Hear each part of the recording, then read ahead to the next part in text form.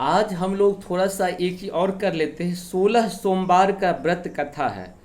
संपूर्ण सोमवार सौम्य प्रदोष तथा विधि विधान पूजन आरती सहित है। इसको हम लोग पहले जो है 16 सोमवार व्रत की विधि एवं नियम को सुनते हैं और छोटा छोटा करके हम आपको समझा देते हैं। सोमवार का व्रत चैत्र बैसाख सावन मार्गशीर्ष कार्तिक मास में प्रारंभ किया जाता है। साधारणतः श्रावण मास में सोमवार व्रत का विशेष लाभ है। उसी दिन व्रत आरंभ करना चाहिए।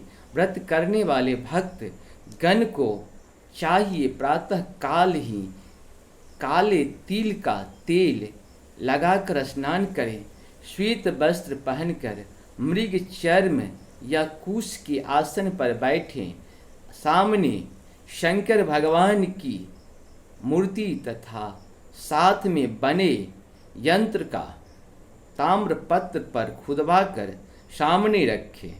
चंदन अक्षत सफेद फूल अकुआ धूप दीप भांग आदि काली मिर्च आदि से पूजन करके शिव का ध्यान करते हुए निम्न मंत्र पढ़कर समर्पण करें।